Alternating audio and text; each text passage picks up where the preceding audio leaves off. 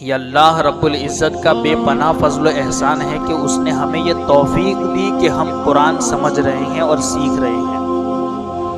یہ اللہ کی دی ہوئی توفیق سے ہم بیٹھے ہیں، ورنہ بہت سے ایسے ہیں جو دوسرے کاموں میں مصروف ہیں۔ تو یہ اللہ کا کرم ہے کہ اس نے توفیق دی کہ ہم اس کا پیارا کلام سمجھنے کے لیے بیٹھے ہیں۔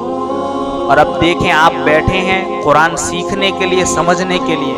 اب دیکھیں ہمارے نبی کیا فرماتے ہیں، خیرکم من تعلم القرآن وعلمہ، کیا لوگوں تم میں سب سے بہتر وہ شخص ہے جو قرآن کو سیکھتا ہے، وعلمہ، اور وہ قرآن دوسروں کو سکھاتا ہے۔ یعنی سب سے بہتر وہ ہے لوگوں میں جو قرآن سیکھیں اور دوسروں کو سکھائیں۔ تو یہ اللہ کی کتنی بڑی توفیق ہے کہ ہم سیکھنے کے لیے بیٹھے ہیں۔ تو قرآن کو سیکھنا، قرآن کو سمجھنا، یہ اللہ رب العزت کی بہت بڑی عبادت بھی ہے اور اس کی بہت بڑی سعادت بھی ہے۔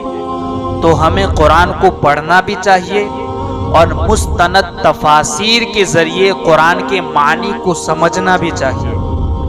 اس لیے کہ حضرت ایاس بن معاویہ رضی اللہ تعالیٰ عنہ، یہ تفسیر قرطبی کے اندر یہ بات لکھی گئی کہ حضرت ایاس بن معاویہ رضی اللہ تعالیٰ عنہ بیان فرماتے ہیں کہ وہ لوگ جو قرآن پڑھتے ہیں مگر اس کی تفسیر نہیں جانتے، قرآن کو سمجھتے نہیں، ان کی مثال اس قوم کی طرح ہے کہ جس قوم کے پاس اس قوم کے بادشاہ کا خط آیا رات کے وقت اندھیرے میں، مگر ان کے پاس چراغ نہیں کہ جس کی روشنی میں وہ اس خط کو پڑھ سکیں۔ اور جب خط کو پڑھ نہیں سکتے تو وہ ان کے دلوں میں خوف ہے کہ پتہ نہیں بادشاہ کا خط ہے، کیا فرمان جاری ہوا ہے، کیا لکھا گیا ہے، رات کے وقت آیا ہے۔ اگر پڑھیں گے نہیں تو پتہ کیسے چلے گا، اور جب پتہ نہیں چلے گا تو عمل کیسے کریں گے، تو پھر بادشاہ ہمارے ساتھ کیا کرے گا۔ یعنی یہ ان لوگوں کی مثال ہے جو قرآن پڑھتے ہیں مگر تفسیر نہیں جانتے۔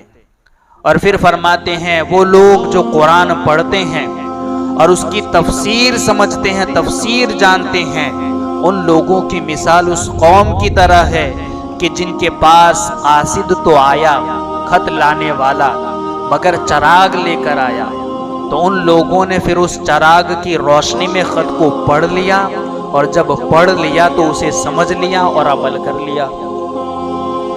تو اللہ رب العزت کی بارگاہ میں دعا کرنی چاہیے کہ ہمیں یہ موقع ملا ہے تو اسے غنیمت جانیں اور اس سے بہت زیادہ فائدہ اٹھائیں۔ اللہ رب العزت ہم سب کو قرآن سیکھنے، مجھے سنانے، آپ کو سننے پر استقامت عطا فرمائیں، اور ہم سب کو اسے سمجھنے کی اور سمجھ کر عمل کرنے کی اور اسے دوسروں تک پہنچانے کی اللہ توفیق عطا فرمائے۔ السلام علیکم۔